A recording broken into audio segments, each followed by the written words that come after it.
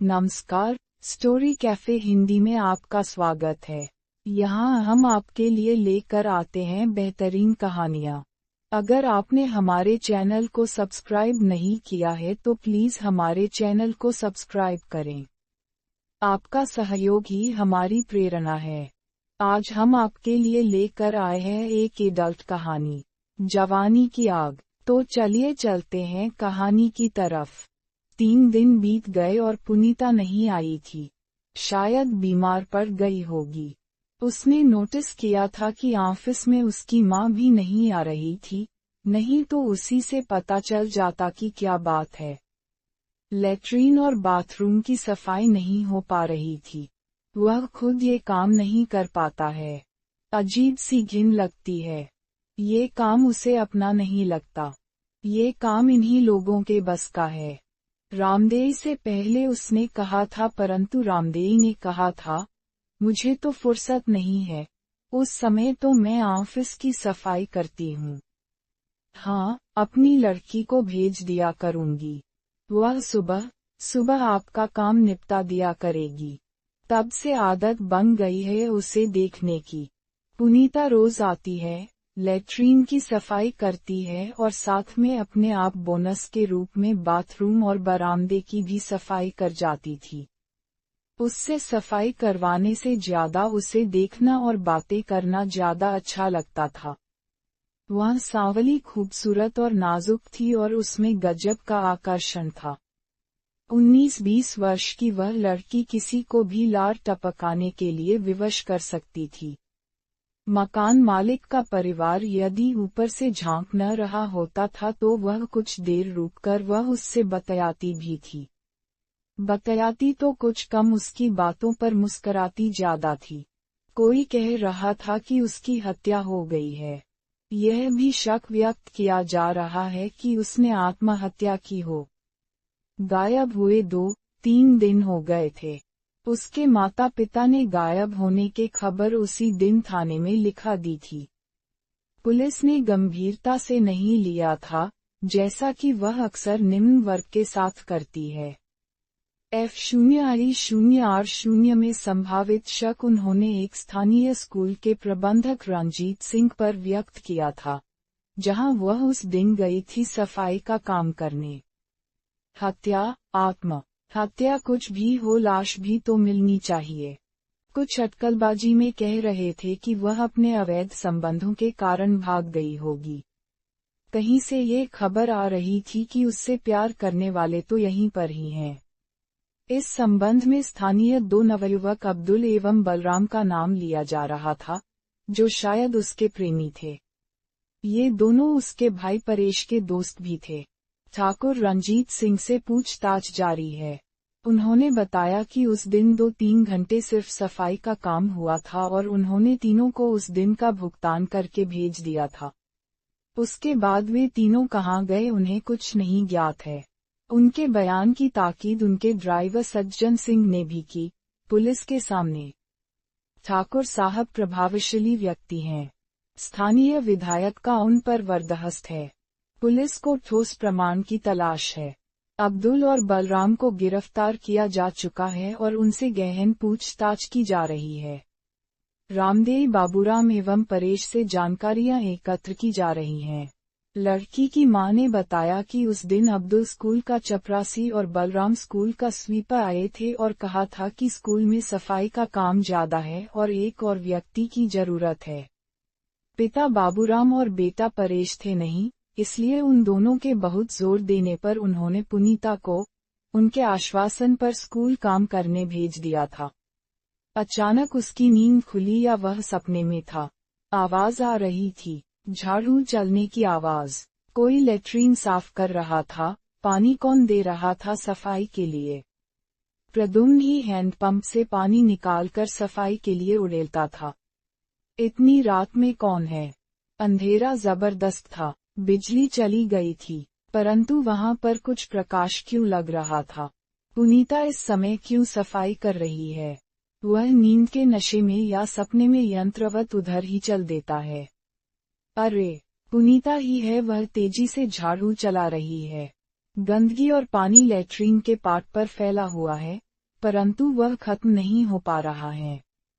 वह उसे देख लेती है और उसकी तरफ गंदगी उछाल देती है। उसके चेहरे, मुंह और गर्दन पर गंदगी चिपट जाती है और पानी के छींटे सारे शरीर पर। वह पलटकर भागता है और वॉश बेसिन पर जाकर अपने आप को साफ करने लगता है, परंतु लाख प्रयत्नों के बाद भी वह अपनी गंदगी साफ नहीं कर पा रहा है। लाइट आ गई है, परंतु पुनीता नहीं दिखाई पड़ रही है। शीशे में अपना चेहरा देखता है, कहीं कोई गंदगी नहीं चिपकी है, उसका चेहरा वैसा का वैसा ही है, उनींदा और अलसाया हुआ। परंतु अभी जो घटित हुआ, कांप उठा, वह पसीने में भीग उठा। डर उस पर हावी हो गया। वह वापस बेडरूम पर, फिर वह न लेट सका, न सो सका और न ही लाइट बंद कर सका। वह बेचैनी से सुबह का इंतजार करने लगा। सुबह के 7 बजे हैं, पुनीता आ गई है। वह हैंडपंप से बाल्टी में पानी निकालकर लैट्रीन के पास बाथरूम तक ले जाता है और मग से पानी निकालकर डालता जाता है। वह सफाई कर रही है। सफाई करते समय वह अपनी चुन्नी एक तरफ संभाल कर रख देती है। सफाई करते उसके अंग प्रत्यंग हिल रहे हैं। उसके वक्ष घूमते रहते हैं। वह अंधेरे और उजाले की एक अश्लील चौखट पर खड़ा है। वह उन्हें छूता है, अनजाने दिखकर फिर जानकर। 1-2 बार वह उपेक्षा करती है, परंतु बारंबारता पर तमक कर खड़ी हो जाती है। क्या है? क्यों छू रहे हो? ऐसे ही। वह खिसियाया। नहीं, ये ठीक नहीं है। मुझे बुरा लगता है। तमीज से पानी डालो। उसे उसका गुस्सा होना जायज लगता है। वह अपने आप को संयत कर लेता है। उस दिन वह फिर कोई हरकत नहीं करता है। अगले दिन फिर उसका ईमान डगमगा जाता है। वह आंखों के इशारे से मना करती है। रुक जाती है, खड़ी हो जाती है, फिर काम पे लग जाती है। परंतु प्रद्युम्न कुछ ज्यादा ही खुल गया, वह फिर शुरू हो जाता है। पुनीता बिगड़ गई, बिफर गई। वह सब छोड़ छाड़ कर जाने लगती है। वह उसे मना लेता है, रोक लेता है। क्यों करते हो ये सब? आइंदा से किया तो माँ से कह दूंगी। फिर आओगी नहीं। उद्धरण, ऐसा मत करना, मैं तुमसे प्यार करता हूँ। मुझसे रहा नहीं जाएगा। आप तो अच्छे घर के हैं, आपको ये सब शोभा देता है। प्यार वार क्या करोगे, तुम कुछ और ही करना चाहते हो। यही तो प्यार का इजहार है, जानम। मैं तुम्हारे लिए कुछ भी करने को तैयार हूँ। मुझे पसंद नहीं है ये सब, समझे। मैं ऐसी वैसी लड़की नहीं हूँ। वो कोई और होगी, जो पैसे में बिकती होगी। मैं कब कहता हूँ कि तुम ऐसी हो। मगर मैं क्या करूँ, तुम इतनी सुंदर हो कि तुमसे लिपट जाने को दिल करता है। वह मुस्कराए और चलते चलते बोली, जूते खाओगे। वह आती रही, मुस्कराती रही, बातें बनाती रही, काम करती रही, उसकी भी थोड़ी बहुत छेड़छाड़ चलती रही। सफाई के बाद, वह उसे चाय बिस्कुट, चॉकलेट और छोटे मोटे गिफ्ट देता रहा। थोड़े ना नुक के बाद वह स्वीकारती रही। उसे लग रहा था कि वह उससे प्रभावित हो रही है या उसके प्रेम पर यकीन कर रही है। एक दिन बातों बातों में उसने एक ऐसा चारा फेंका जिससे कोई लड़की शायद ही फंसने से बच पाती हो। मुझसे शादी करोगी? उसे कोई आश्चर्य नहीं हुआ। ऐसा उससे अब्दुल और बलराम कई बार कह चुके थे, परंतु वह उनके झांसे में कभी नहीं आई। बनिया बक्काल मुझ मेहतर से शादी करेगा। क्यों चूतिया बनाते हो? सिर्फ अपना मतलब निकालना चाहते हो। वह झुंझला कर तमक कर बोली। कसम से, अपने गले का कौवा पकड़कर आश्वस्त किया। मैं, प्रद्युम्न गर्ग सीरियसली वादा करता हूँ। अब की बार वह मुस्कुराए। जन्मों के झूठे हो, कस्में तो खाने वाले होते हैं झूठे। जाओ बेवकूफ मत बनाओ, रास्ता छोड़ो, जाने दो, देर हो रही है। और वह चली गई। उसे लगा कोई उसके सीने पर बैठा है, सांस लेना भारी हो रहा है। डर की वजह से वह आंख खोलकर देखना भी नहीं चाहता है। अब उस पर सारा वजन डाल दिया गया है और उसने प्रद्युम्न के गले में अपने हाथ चिपका दिए हैं और उनका दबाव बढ़ता जा रहा है। उसकी आंखें खुली तो देखा पुनीता उस पर सवार है, उसकी काली आंखें लाल सुर्ख हो रही थी और उसकी आंखें उस पर स्थिर हैं। भय की वजह से उसकी चीख निकली परंतु आवाज मुंह से बाहर नहीं आ रही थी। जितना वह उससे छुटने की जी तोड़ कोशिश करता उतना ही पुनीता की अंगुलियों का दबाव उसकी गर्दन पर बढ़ता जाता। उसे लगा उसकी मौत सन्निकट है। पहले उसकी आंखों के गोले बाहर निकलेंगे फिर वह निकल जाएगा। अचानक उंगलियों का दबाव ढीला पड़ने लगा था और धीरे धीरे उसकी गर्दन आजाद हो गई। परंतु उसने अब उसके चेहरे को अपने दोनों हाथों से जकड़ लिया और उसके होंठों पर अपने होंठ रखते हुए अपने मुंह से उसके संपूर्ण चेहरे पर अपनी सत्ता स्थापित कर दी। प्रद्युम्न का सारा चेहरा लहूलुहान हो गया, होंठों से खून रिस रिस कर चारों ओर फैलने लगा। खून चेहरा, गर्दन, सीना को भिगोता हुआ उसके सारे कपड़े गीले करता जा रहा था। खून की धारें निकल रही थीं और खून रुकने का नाम नहीं ले रहा था। घबराहट में उसकी जान निकलने वाली थी। आखिरकार पसीने से तरबतर और बुरी तरह से हौंफता हुआ वह अपने बिस्तर पर उठ बैठा। पुनीता नदारद थी और खून का सैलाब भी। खून की एक भी छींक नजर नहीं आ रही थी। उसने दौड़कर अपना चेहरा शीशे में देखा, उसका वजूद सही सलामत था, परंतु उसे ऐसा लगा उसका सारा खून निचुड़ चुका है। आज सुबह सुबह ही मकान मालिक और उनका परिवार बाहर चले गए थे, अपने एक रिश्तेदार के यहाँ शादी में भाग लेने।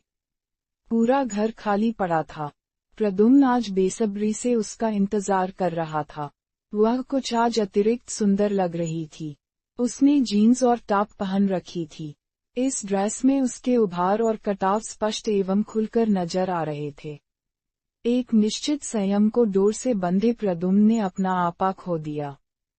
कामुकता में बर्बरता प्रवेश कर चुकी थी और उसने उसे रगड़ना और मसलना शुरू कर दिया। उसने लगभग प्रद्युम्न को धकेलते हुए अपने आप को उससे अलग किया और बाथरूम से बाहर निकल आई। उसके कई अंग प्रत्यंग कल्ला उठे। अविश्वसनीय और अप्रत्याशित घटनाक्रम में उसके अंतःकरण को छील दिया था और उसकी निजता और अस्मिता को चोट लगी थी। दुख और अपमान से उसके आंसू निकल पड़े। आज ही मैं माँ को तुम्हारी सारी करतूत बताऊंगी। अब से शर्तिया यहाँ नहीं आने वाली। माँ तुम्हारा सारा कच्चा चिट्ठा ऑफिस में बताएगी और तुम्हें वहीं जलील करेगी और तुम्हारी शराफ्त बेनकाब करेगी। उसकी आवाज में चीख और तेजी नहीं थी, परंतु उसका लहजा हिकारती था। वह बाथरूम में खड़ा, हाथ जोड़कर मौनन क्षमा याचना कर रहा था। अभी, परेश भैया को भेजती हूँ। वह तुम्हारी वह धुनाई करेगा कि तुम्हें छठी का दूध याद आ जाएगा। जरा सी छेड़छाड़ पर जब उसने अब्दुल और बलराम को हॉस्पिटल की सैर करा दी तो, तुम कहाँ ठहरते हो? वह बिसुरते और बिफरते हुए चली गई थी, और उसे छोड़ गई थी पश्चाताप के जंगल में विचरते हुए और संभावित प्रलय की आशंका से दो चार होते हुए। अरे, यह क्या? पुनीता एकदम नंग धड़ंग उसके बेड पर लेटी हुई है। उसके शरीर में एक भी चित नहीं है। वह साइड से लेटी हुई, उसकी तरफ देखकर मुस्कुरा रही है।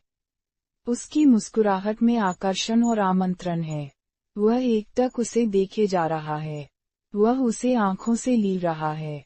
वह उसे छूना चाहता है, उसकी खूबसूरती महसूसना चाहता है, परंतु कोई हिचक उसे स्थिर और अविचल किए है। अब उसने करवट ले ली है और सीधे हो गई पीठ के बल। उसके सारे सामान खुले पड़े हैं। वह उसे उंगलियों के इशारे से अपनी ओर बुलाती है। वह आवेग में अपने सारे वस्त्र उतार देता है और वह भी पुनीता की तरह प्रतिरूप बन जाता है। यौनिकता उसे आमंत्रित करती है और वह उसके ऊपर कूद पड़ता है। परंतु ये क्या, पुनीता अदृश्य हो गई और बिस्तर पर पड़ा कराह रहा है। उसे चोट लगी है, एक ऐसी चोट जो कहीं नजर नहीं आ रही है। वह दर्द से बिलख रहा है और विस्मित और अंचभित है। और वह एक तरफ खड़ी खिलखिला रही थी, व्यंग और परिहास की हंसी। उस दिन कोई हादसा नहीं हुआ।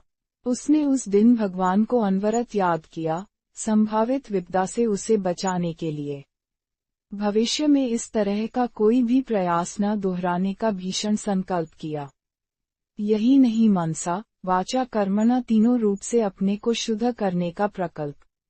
अगले दिन पुनीता की जगह परेश सफाई करने आया तो सोचा, जरूर आज उसे हॉस्पिटल का मुंह देखना पड़ेगा। परंतु कुछ भी ऐसा नहीं गुजरा जिसकी आशंका से वह ग्रसित था। उसे परेश सीरियस लगा। उसने उससे कोई बात नहीं की, उसने अपना काम निपटाया और चलता बना और उसे छोड़ गया। उधेड़बुन में जूझने की पुनीता ने कल की घटना घर में बताई कि नहीं। अगर बताई तो सब कुछ इतना शांत क्यों है, कोई घातक प्रतिक्रिया क्यों नहीं हो रही है। वह झूल रहा था शंका कुशंका कयास अनुमानों के बियाबान जंगल में। पूरा हफ्ता गुजर गया, न वह आई न कोई बवाल आया। वह शंकाओं के साथ रिलैक्स हो रहा था। अगले हफ्ते से पुनीता फिर काम पर आने लगी, परंतु बेहद चेकन्नी और तेज। मिनटों में काम निपटाया और बगैर उसकी तरफ मुखातिब हुए घर से बाहर। प्रद्युम्न कुछ पूछना चाहता था, परंतु उसने सन्नाटे की एक ऐसी दीवार खड़ी कर रखी थी कि जिसे लांघने की हिम्मत उसमें अब नहीं बची थी। उस अघटित को घटित हुए 1 माह से ऊपर हो गया था। स्थिति तनावपूर्ण पर नियंत्रण में थी। दोनों सहज और सामान्य दिखने की कोशिश में थे, परंतु मौनता प्रखर थी। दोनों एक दूसरे को तौल एवं परख रहे थे। सिर्फ पहल कौन करे, ये प्रश्न लटका पड़ा था। आखिर में पुनीता ही टूटी। अजीब, कंजूस बनने से पाला पड़ा है, एक गिलास पानी की भी उम्मीद नहीं है। वह भुना भुनाए बगैर उसकी तरफ देखे फिक्रा कसा। वह कमरे में दौड़ा और कुछ खाने को और पानी लेकर हाजिर हो गया। प्रसन्नता प्रद्युम्न के चेहरे पर टपक रही थी।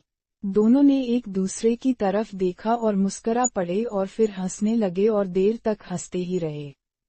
आगे के दिन पूर्ववत आकर्षक हो गए थे, परंतु वे दिन स्वादहीन, रंगहीन और स्पर्शहीन थे। एक लड़की रो रही थी। उसकी रुलाई सस्वर नहीं थी, पर एक चीत्कार उसे कहीं अपने भीतर सुनाई पड़ रही थी। वह पुनीता थी। उसकी आंखों से आंसू टपक टपक कर बह रहे थे। वह 3 सीटों वाले सोफे पर बैठी सिसक रही थी। वह बिस्तर पर उठ बैठा। उसकी नजरें उसके आंसुओं पर टिक गई। उसे लगा वह भावुक हो रहा है और खुद रोने की स्थिति पर पहुंच चुका था। अरे अरे, पुनीता की आंखों से आंसू की जगह खून बहने लगा। वह खून के आंसू रो रही है। खून आंखों से निकलकर गालों से होता हुआ, सारे शरीर को भिगोता हुआ, सोफे को पार करता हुआ फर्श पर गिर रहा है। उससे सहन नहीं हो पा रहा है। वह बेड से उठकर सोफे पर पुनीता के पास आ जाता है। उसने उसे बाहों में भरकर उसके आंसू पोंछने लगता है। लगता है खून के आंसू निकलना बंद हो रहे हैं और वह सूखने लगते हैं। यकायक वह अपने को उसके बंधन से आजाद करती है और तड़फ उठती है। छोड़ो, तुम सब मर्द एक जैसे हो। तुम लोग कोई रिश्ता कोई बंधन नहीं स्वीकारते हो। तुम्हारे लिए औरत सिर्फ मादा है।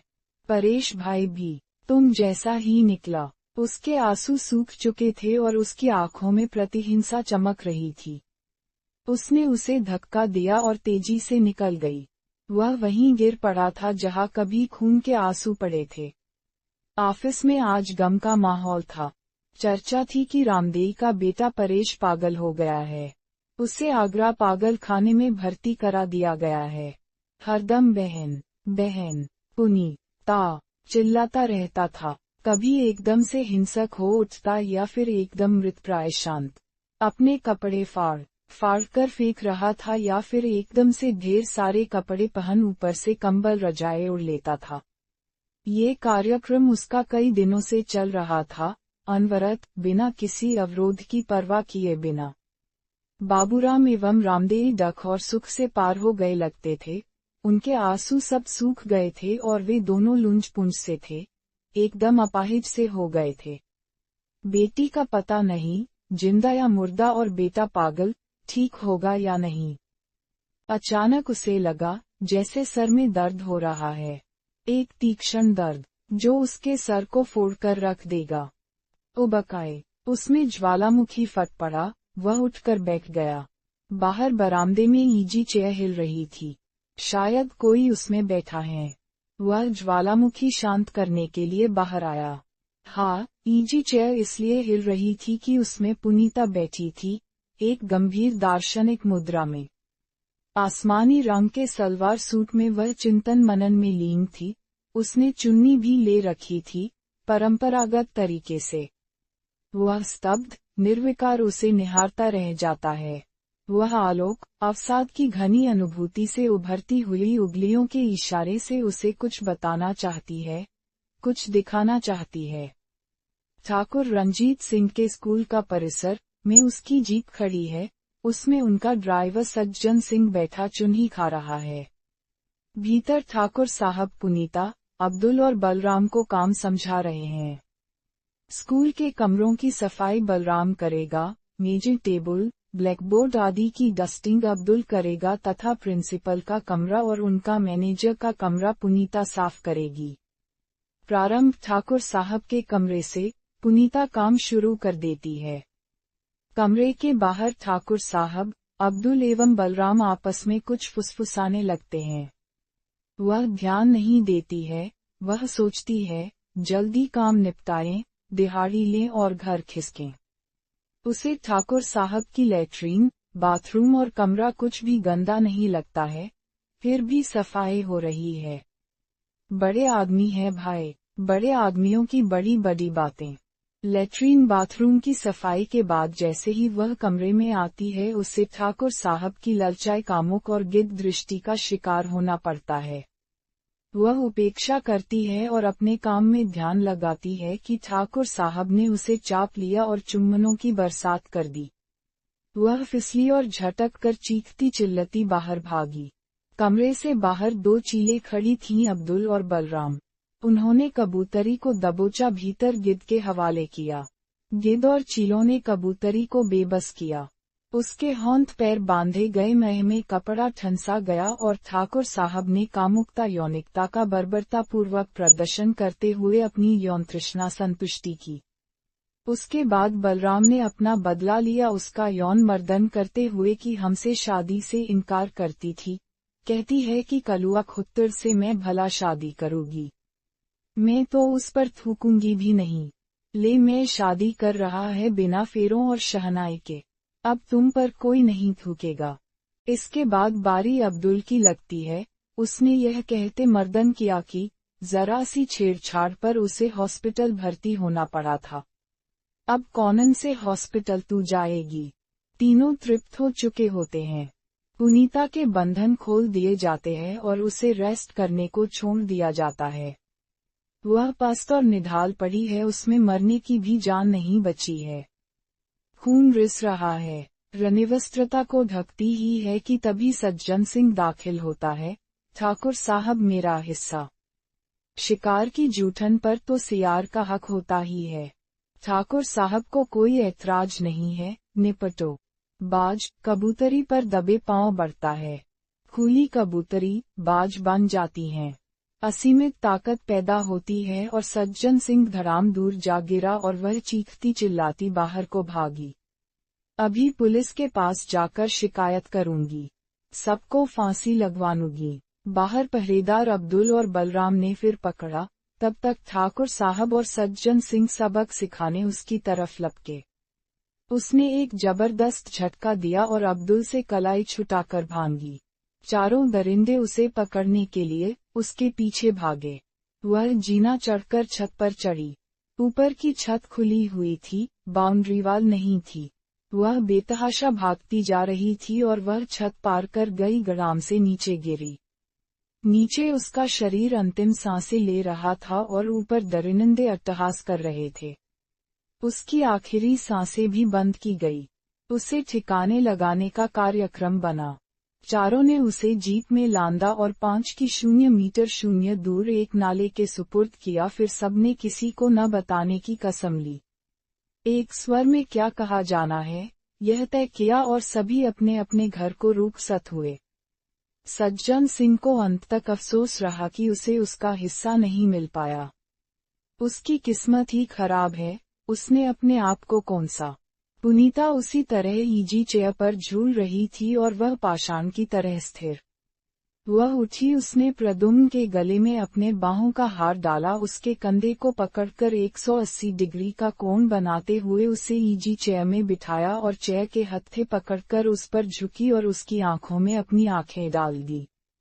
पुनीता की आंखों से एक प्रश्न उभरा और उसकी आंखों से निकलकर प्रद्युम्न की आंखों में समा गया। उस प्रश्न ने उसके दिल दिमाग में हलचल मचा दी। उसे उसके प्रश्न का उत्तर देना है। धीरे धीरे सब शांत हो गया। वह देर सुबह तक नींद के आगोश में उसी इजी चेयर पर पड़ा रहा। जब से पुनीता गई है, नींद जरूर आ जाती है, परंतु नींद जैसा कुछ भी नहीं होता है। वह निंद्रा अनिंद्रा, स्वप्न दुस्वप्न और दिवास्वप्न के चक्रव्यूह में उलझकर रह गया है। उसने अपने आप को समेटा, सहेजा और अनिर्णय की स्थिति से बाहर आया। उसने उस अजीब, अद्भुत और विचित्र किंतु सत्य को लिपिबद्ध किया और पोस्ट कराया। 3 दिन बाद पुलिस को पुनीता की लाश मिली, क्षत विक्षत, करीब 5 मीटर दूर नाले के पास झाड़ियों में उलझी हुई। लाश की शिनाख्त हो चुकी थी। वह आसमानी रंग का सलवार सूट पहने हुए थी, जो जर्जर हो चुका था और बदरंग भी। ठाकुर रंजीत सिंह और ड्राइवर सज्जन सिंह को गिरफ्तार कर लिया गया। पोस्टमार्टम में सामूहिक बलात्कार की पुष्टि हुई थी और उसे मार डाला गया था कि राज जाहिर न हो जाए। परंतु ड्राइवर सज्जन सिंह वायदा माफ गवाह बन गया था। सामूहिक बलात्कार एवं हत्याकांड का भंडाफोड़ हो गया था। पुलिस के युवा इंस्पेक्टर की भूरी भूरी प्रशंसा हो रही थी कि उसने हफ्ते के भीतर ही केस को हल कर लिया था। उम्मीद की जा रही थी कि सभी को फांसी या आजीवन कारावास की सजा हो सकती है। प्रद्युम्न संतुष्ट था, उसने पुनीता के प्रश्न का उत्तर दे दिया था। पुनीता ने सबसे अपना हिसाब किताब बराबर कर लिया था। वह गमगीन था, पुनीता अब शायद नहीं लौटेगी, अदेह भी नहीं।